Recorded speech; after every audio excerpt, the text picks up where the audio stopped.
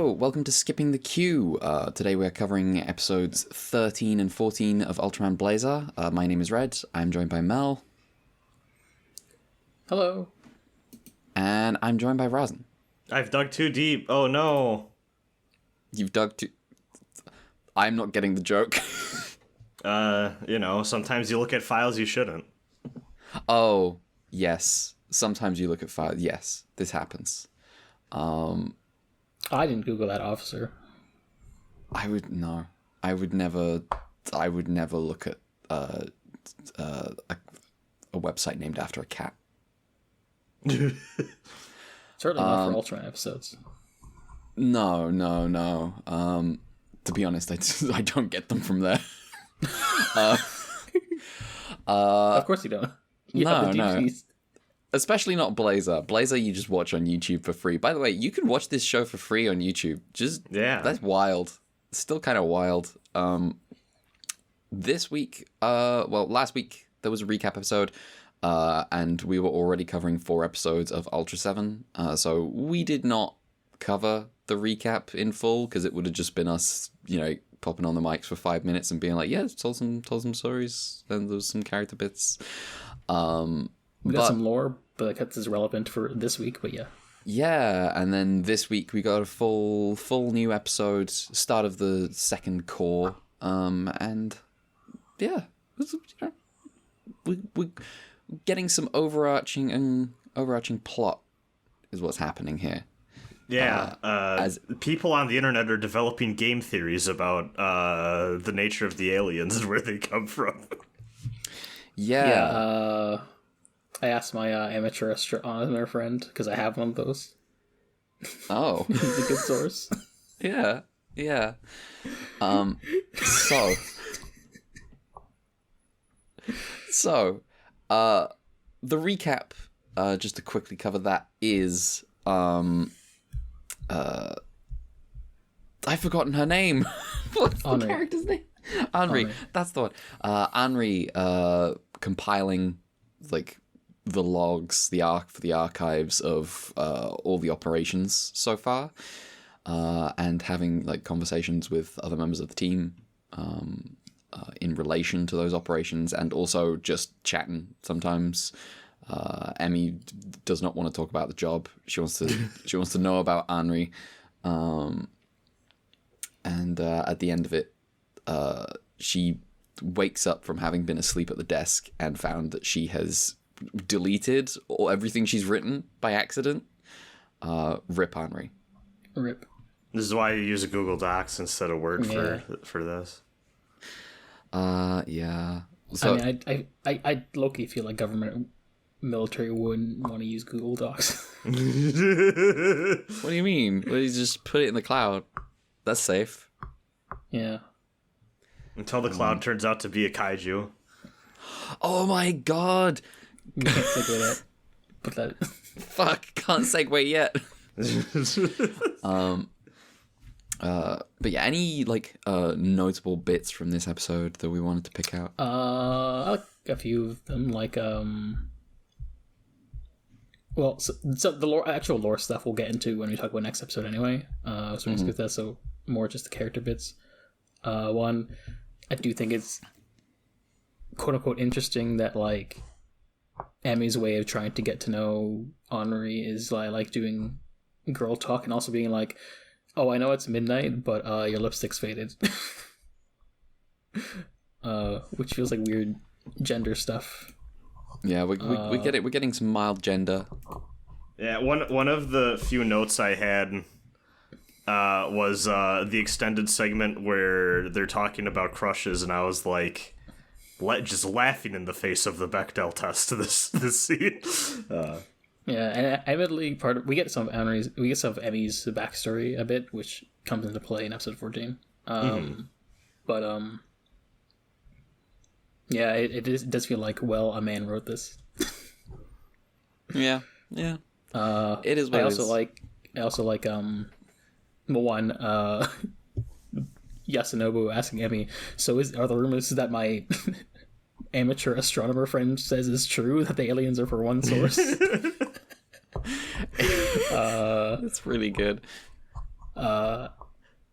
played completely dramatically. And also you have like Teraki asking Gento 20 questions about his thoughts on Blazar, and Gento's just like, can I go now? I do love that, where he's like, you told us to play it by ear. Captain, I want your honest opinion about Blazar. And then you just see like extended flashback sequence too. Deep down, I think he's gonna be a good guy. The recaps be like, yeah. I feel like there's just like a shared language between recap episodes in just, I guess, in Japanese media generally, but maybe in Western media too. But I don't really know many recap episodes. Yeah, I mean, we will, like, recap episode-wise, we will never reach the dizzying heights of Duka Eek in a powdered wig ever again. True. I mean, Utena recap episodes are pretty strong too, but... It's been a while since I've watched Utena, and also I was not normal at the time, and I should rewatch Utena because I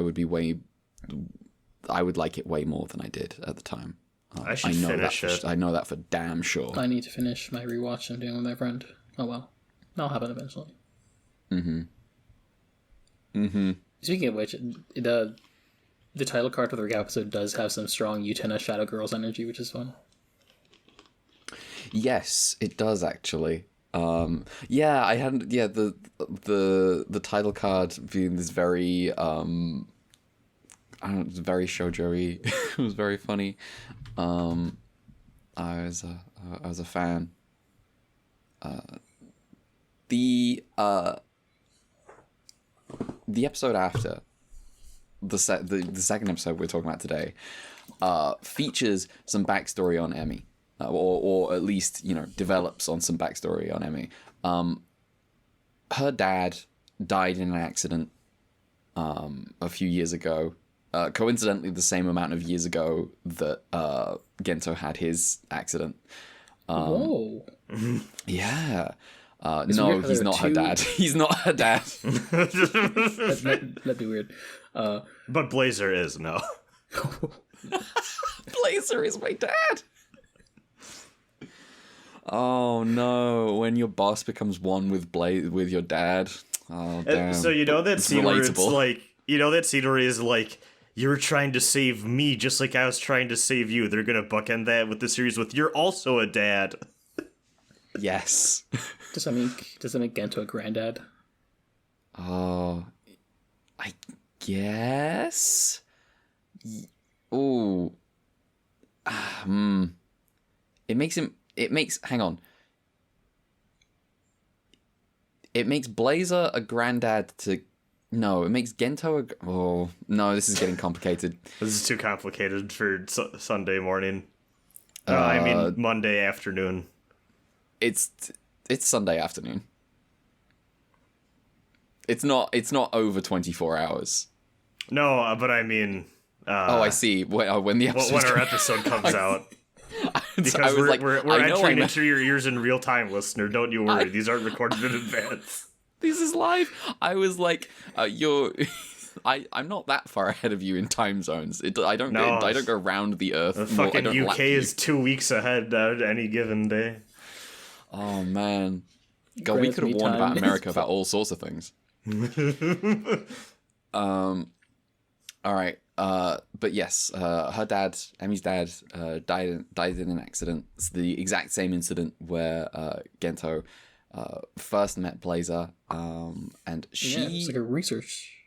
He's like a scientist, and apparently she graduated from MIT at 17. Emmy prodigy, absolutely... She was like in episode 13, I got my degree and I got bored, so I hacked the DDF, and they were like, we should arrest you, but we're going to hire you instead. Classic stuff. Put the kid in the machine. Her old tricks again. Yeah, so she's trying to find out what the deal is with that incident and discovering things like she gets onto it via the current the theories about the kaiju going on. Yeah, because the theory is that Bazanga and Gabalga all are alien kaiju sent from the same planet. With episode 13 saying oh yeah, Garamon came from a different planet, which makes it therefore more likely that because those two took the same path they're from the same source kind of thing. Mm-hmm. They of course came from Kaworu on the moon in rebuilds. Also, meanwhile, while all of this is happening, Kaiju Ace Combat continues to happen on and off. Yeah, there's the new kaiju is Gento. Yes. Who they're is this the third space kaiju, which is why the DDF is is it the DDF? I keep forgetting. I'm not sure if it's I'm not sure if the F is the last letter or something. But anyway. The military basically. They're oh no, is this the third wave? That's where Emmy kind of. They say something really funny about why Garamon isn't counted in the space kaiju group despite descending from a meteor. So I can't remember what the line is, but... Well, that's why I said it's it came from a different look. Its trajectory was different. It came from a different part of space. Yes. So, whereas Bazanga and Gabalga came from the same path, which implies they're from the same location. That was it, yeah. Mm-hmm. So yes, Emmy, while Earth Garon is being sent out to fight what was this kaiju? D something? Deltandel. Durandal. No. Durandal. The Destiny plan. Well, Earth Garon is sent to fight the Destiny Gundam in the sky. Emmy is... rip to Earth Garon. Yeah, Emmy is doing her damnedest on Earth to figure out what V99 is, which is the experiment that is concealed beneath this theory about the phases. Yeah, I think based on episode 13 is implied that it relates to an earlier alien that showed up in 1999. They said. Mm-hmm. And it turns out that the person in charge of this experiment is something Yu Doyashi, I think. Yes. And oh wait, I have in my notes. He is retired. Dobashi. Yeah, Yu Dobashi. Okay, Yu Dobashi, and he is retired. And Emmy is sort of grilling her, the commanding officer of SCARD. Yeah, the guy that's running them. I gain the sense that Haruno is actually going to be important from now on. Yeah, because Emmy mentions was her dad's best buddy. So and he's just you're digging too deep. Don't dig deep. Yeah. And then he calls Gento to be make sure she doesn't dig too deep. And Gento's yeah, go ahead, dig deep. Sounds like you're onto something. But yes, this kind of winds up with a confrontation where she's trying to stake out the building where the incident happened. After she has a confrontation with Yu, in the gym, where he's just he's working out. This old guy just being I like this exchange because he's just I told him don't let him dig deep, and then she's trying to ask him for questions, and he's what do you think? And then she goes on and on and on, and she's Lamau, I don't actually know anything. You keep digging and tell me what you know. It's really funny. Yeah, you just being I'm retired. I'm do you really think it's actually me in charge of all this? They put my name on it. And I also think it's funny. He just leaves, and literally everyone else in the gym leaves with him. Oh, is that what? Does everyone else leave as well? That's the implication that he has a bunch of extras accompanying him wherever he goes to fill whatever space he's in is really funny. I rock up to the gym with the boys. I assume the implication is they're all undercover security guys. Yeah, but that's what I assumed. But it's funny that they're all dressed like just normal gym guys, and then they all leave with them. Well, it's doing the end of like John Wick 2. It's like reveal out like everyone's in on it. Nice. Ultraman Blazar Parabellum. Yes. Oh, it's going to be the best one. He's going to ride a horse. He's going to have a fight in a weapon museum. It's absolutely ridiculous. I actually now have a vision in my mind. It won't happen, but there needs to be an Ultra 7 episode where like Dan is like fighting an alien in the weapons bay of the TDF and using all their experimental weapons against each other. Oh my god, yes! He gets really tiny and fires himself out of one again. Guest E-Day episode where they bring a guy That's in. in 30 minutes actually. Oh, this is true. This is true. Secret E-Day. He's at the bottom of the sea. But yes, at some point, Emmy's like staking out the building and confronts the what is his name, Haruno again? Yeah, well, and technically speaking, she's like snooping, and he just shows up as like, "Well, you should be arrested. However, I will just let you keep talking." Yeah, he was like, questions, but he was like, if anyone else found you, Scarred would be gone, like done, because of this. Mm-hmm. And she's, this is where she reveals, "Oh, you're my dad's like best friend. You have to tell me what happened." And he's like, "No, I've been very clear. I really can't." So she gets, she eventually hits a stone wall in this conversation, returns, and after that, so meanwhile, Scarred had been fighting a kaiju, and they figured out that it's an Earth kaiju. It's not from space. Because they find its molted skin, and they do the DNA tests on it, and it's like, okay, this is Earth DNA. Mm-hmm. I liked this I like the investigation bit a lot, actually. Yes. This felt actually very, like, Western Monster of the Week style thing to do. Of, like, oh, we have the investigative phase or whatever, where they're, like, going around looking for clues. Yeah.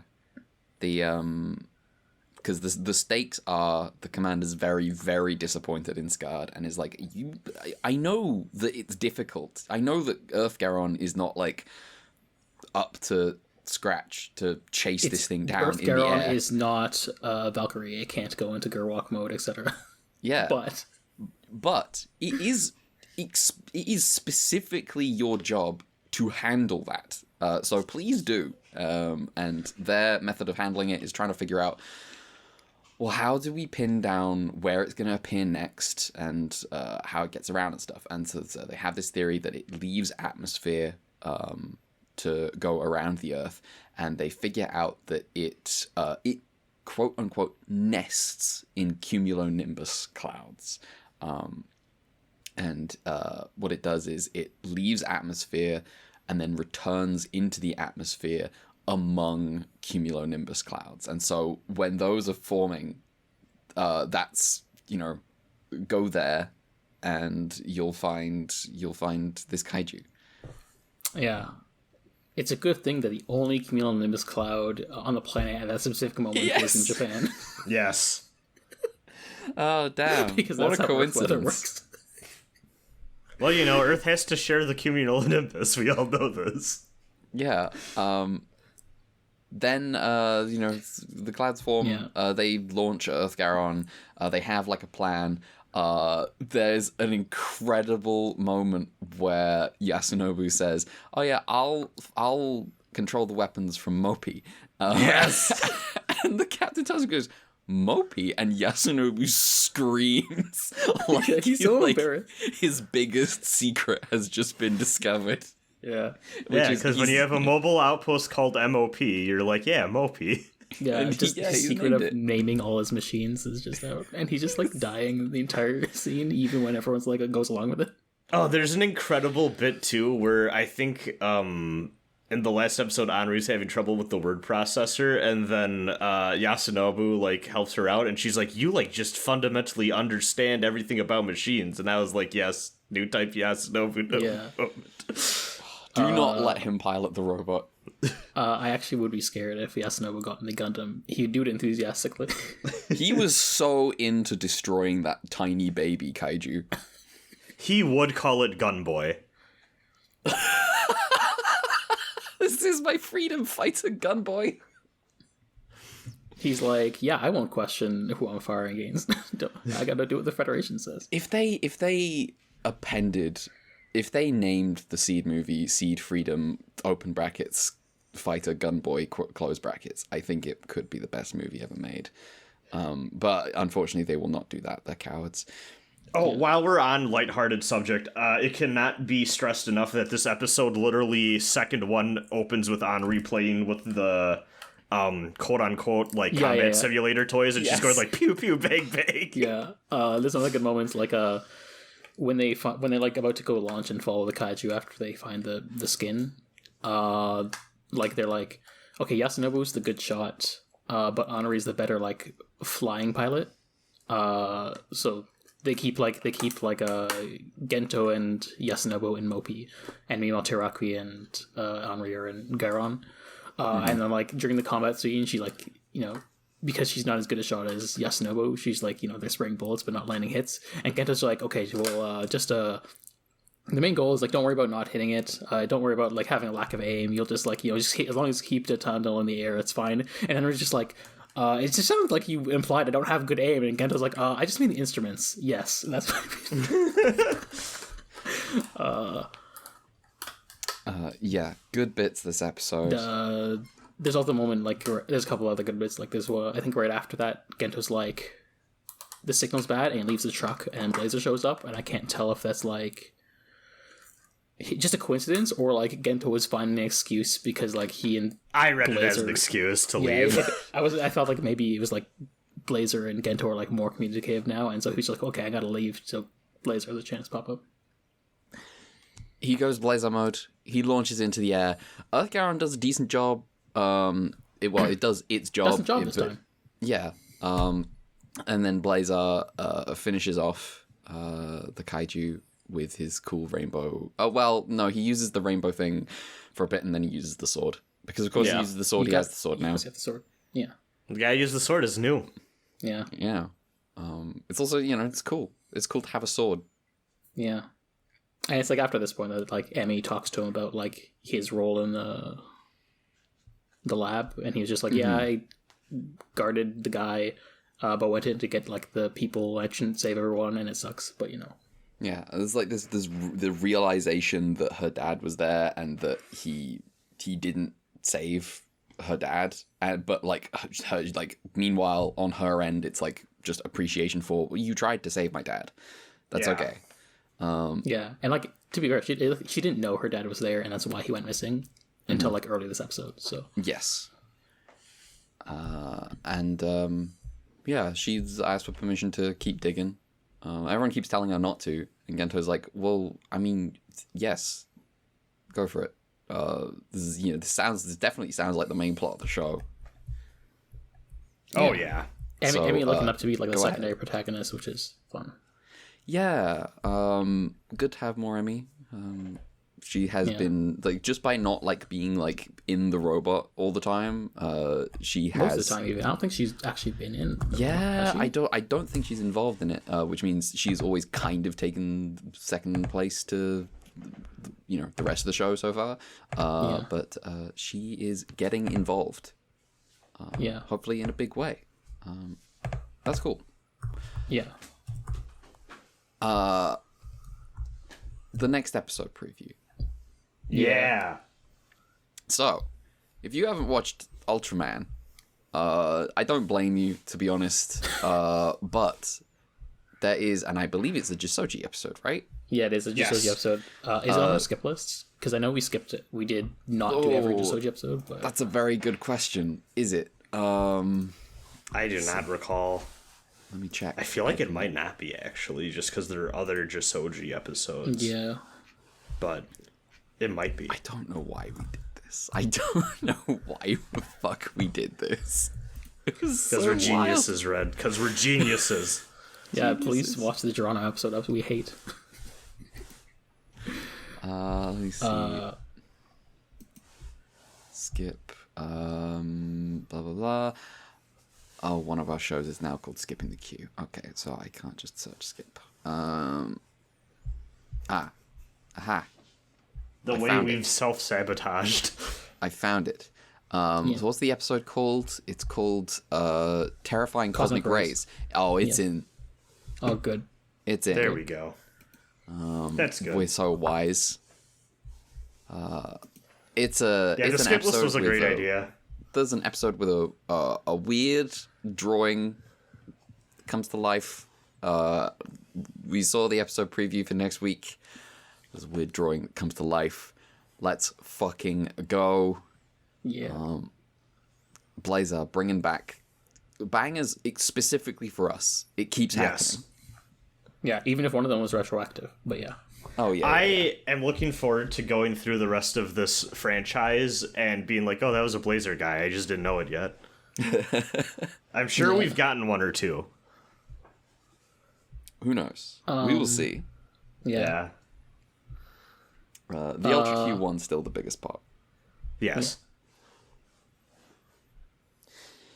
So is there anything else from this episode? I got a couple things. Yeah, sure. Well, one, my actual favorite moment of the episode was right after they get chewed out by Haruno. Emmy just goes like, "Okay, I'm going by," and like Gento's just kind of like,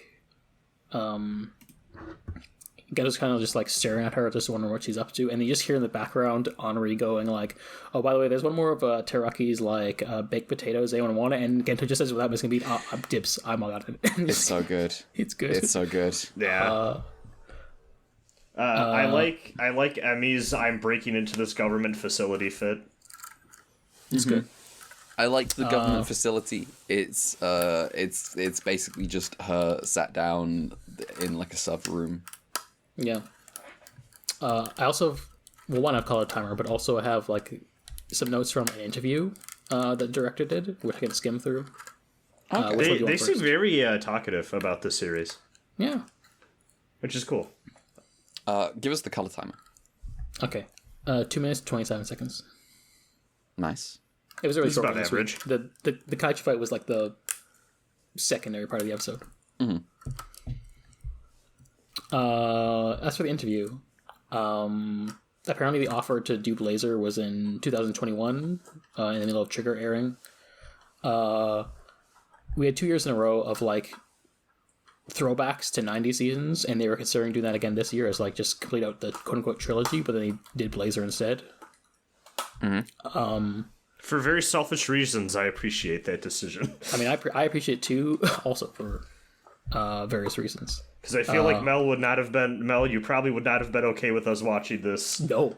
If it was a throwback season, I would have said, no, we can't do this. It's that's what I figured. Blazar being standalone is a big part of the reason we're able to do this. Design-wise, they actually came up with, like... They wanted to do a design that's, like, seriously contrasted with Shin Ultraman. Because, like, Shin Ultraman, I guess, is, like... It's like alien, but like it's still like the original design, and so they wanted to go like something really like different. Mm-hmm. Just a lot more greebly, which I appreciate. Yeah, they confirmed that like in this for universe, there is no M78 equivalent for Ultraman. This Ultraman at least. Oh, that's interesting. There is no land of light. Is there? Does Paris exist? I assume France exists. Yeah, I think we actually got France. Maybe in one of those. I don't know. Maybe France exists, but Paris doesn't. I wanna see this like weird Code Geass AU. They explicitly turned down. They just rejected the idea of. I'm gonna get to it more, but basically there was like a lot of like new generation Ultraman-isms, which is like the modern era starting from 2013, that they explicitly wanted to reject. And I won't get into like specifics of those just because we haven't got to those seasons yet, but just like me reading like, we didn't want to do this stuff. I'm like, oh yeah, I know what you're talking about. But like they did explicitly say we didn't want to do really much in the way of form changes. And because they're planning the show out really far in advance, they're able to sort of get ahead of Bandai and be like, no, don't shape the show around the toys. We have an idea here. And like there is some like compromise that they had to do because like, you know, at the end of the day they still have to sell toys, and like, you know, kids still like to do the transformation sequence to emulate the characters on the screen. So there's some like can't get rid of the toys entirely. No. Despite some of them maybe like, well, we want to do this. There's explicitly like we wanted to add more kaiju, newer kaiju this season, which we've been getting a lot of. Mm-hmm. They also say like a lot of the people have like been working on the series since like again like the start of New Gen 10 years ago, and so then maybe they're thinking like it took us like 10 years to sort of build up to like creating something where we could like make something like Blazar with confidence, and also just like have like the trust and like ability to go, yeah, we're doing it, like you can't tell us to not do it kind of thing. Mm-hmm. Which I think is cool. Sort of gave like a TLDR background of that, but you know, that's basically the gist of it. I appreciate them for thinking this as thoroughly through as they have. Not that shows don't, but you know, sometimes they do think things through thoroughly and they are in the wrong direction.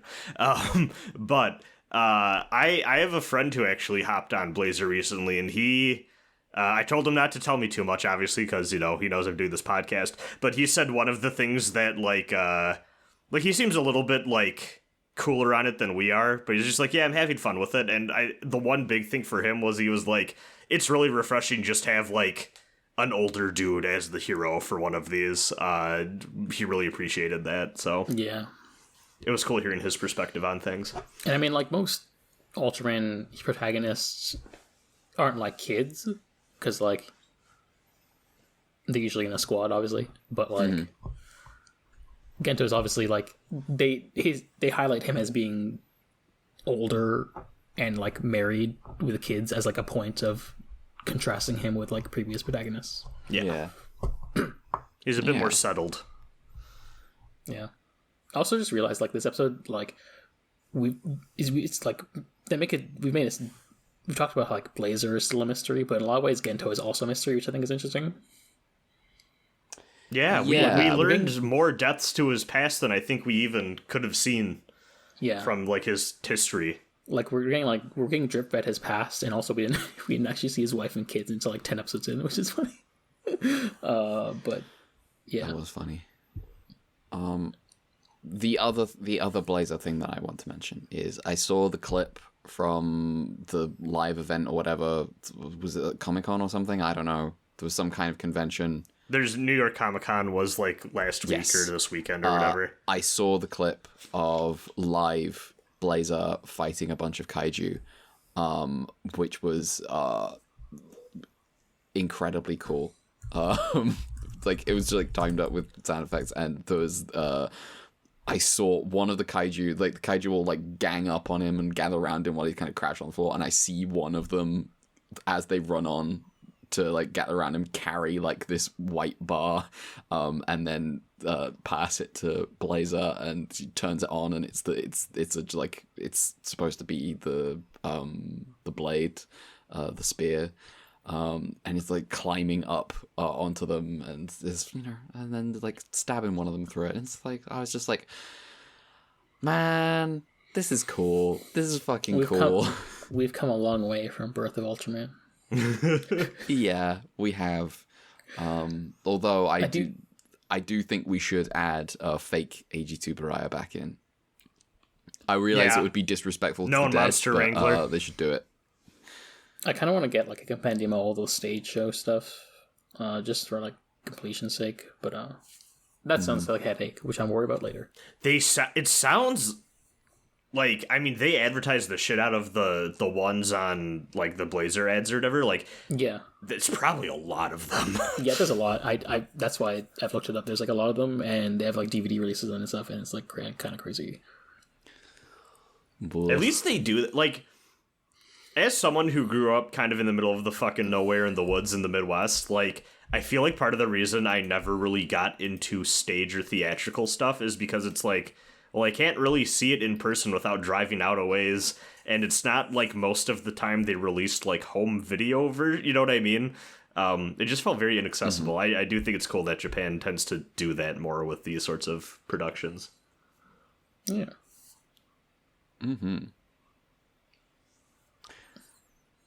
All right. Well, good episode. Yeah. Good episode of Blazar. We're getting plot, and we're getting more Emmy, and the mystery has kicked in, and I expect we'll be revisiting this pretty frequently. Also, I really can't emphasize enough. Go back and watch the fucking Yasunobu scream. It's so funny. I lost it.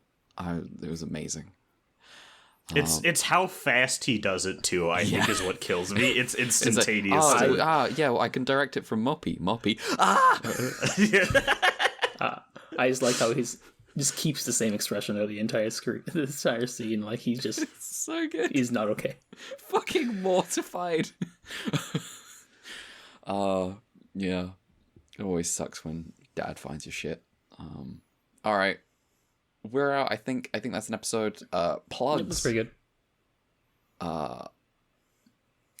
If you want to follow us on Twitter, as long as it's really getting there to the point where it's like one day you're not going to be able to.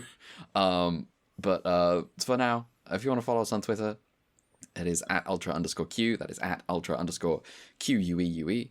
I am also on Twitter. I am @gender_redacted. Mel. I'm at the various sites at Dear Crowns. We have an email, ultraqpod@gmail.com. We got the fund, coffee, ultraq fund. I got the order wrong. Resin. Yeah, you can find me everywhere at Rasenbran. That's RASENBRAN. I think I am going to have some stuff up in the chamber soon to celebrate the fun-filled Halloween season.